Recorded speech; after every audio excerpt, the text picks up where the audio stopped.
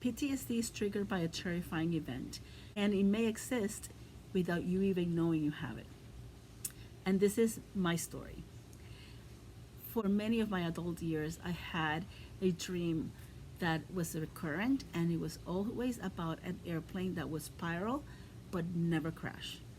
It would spiral, spiral, spiral, spiral, and I would wake up and never see it crash. So this was a constant on my evening dreams, on my night dreams. Another thing that started to happen with me was, even though I traveled fine for many years on airplanes, when I hit my 40s, I started experiencing a lot of physical pain from my travels. And you know how it is. The seat is uncomfortable. You don't have leg room. You have to be there like 4 or 5 hours on a plane in a specific position, so your muscles tense, and there's no good blood circulation. So you always blame whatever you're feeling after a flight to the traveling conditions. So what happened one day is that I was going to go to Utah. I was attending a conference in Park City, and where I would be actually meeting Dr. Bradley Nelson. I was so excited I was going to be meeting him at the conference. And I wasn't happy the day before when I was packing, because my leg started hurting, and my foot, actually, it was my plantar fasciitis, started flaring. Knowing what I know about how emotions affect your body, I reached to a group of healers because I wanted someone to help me release whatever emotions were happening at the moment that were interfering in the process of traveling.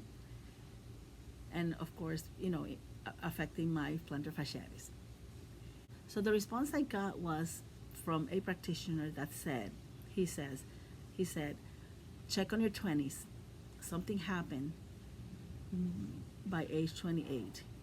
So immediately as I got that message, I remembered two incidents I had with airplanes. The first one was when I went to my sister's graduation.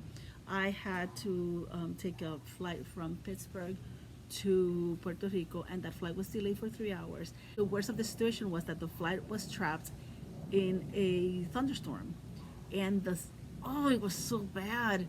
I thought I was gonna die, and I'm not kidding you, I thought I was gonna die. They were serving food, but they stopped a few rows after they started because the flight attendants were ordered to go pick up and sit down, and we entered this horrible storm where the plane was shifting and there were voids of air, and it was dropping. I thought I was gonna die.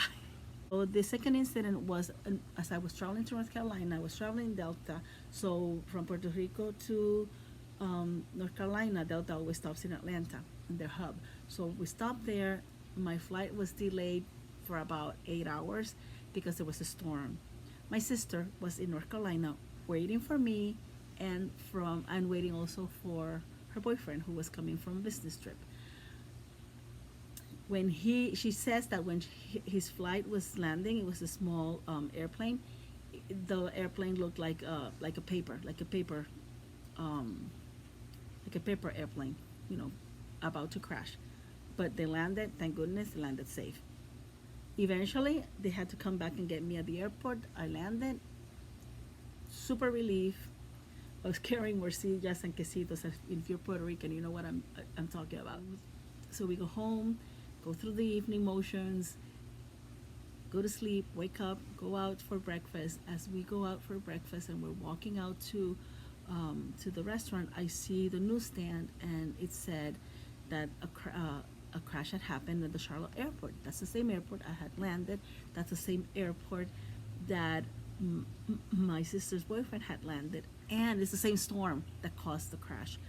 And I was devastated. I was shocked, and I was not able to process that emotion. I was very grateful that I had survived it, and nothing had happened to me, but it was very shocking to know it could have been me. Fast forward years, I keep flying, I keep traveling, nothing happens. Then I hit 40s and I start feeling all this pain. Every time I travel, I get a headache, a back pain, plantar fasciitis. So you blame it on everything that's related to the uncomfortness of going and traveling coach. What little I knew, it was that this had all been created by the trapped emotion I had experienced by those two events, major traumatic events. PTSD, I had no idea I had PTSD. I had no idea how to resolve then because I didn't know I had it, but it was starting to flow and show as illnesses or body imbalances. Not illnesses because I wasn't ill. I was just pain, chronic, not chronic, acute pain that was showing up. Um, so, and I shared my experience with them at the forum, and then Denise shows up. She's my to-go healer, and because healers, we also need our own healers because they're neutral to our life and they can go deeper when needed.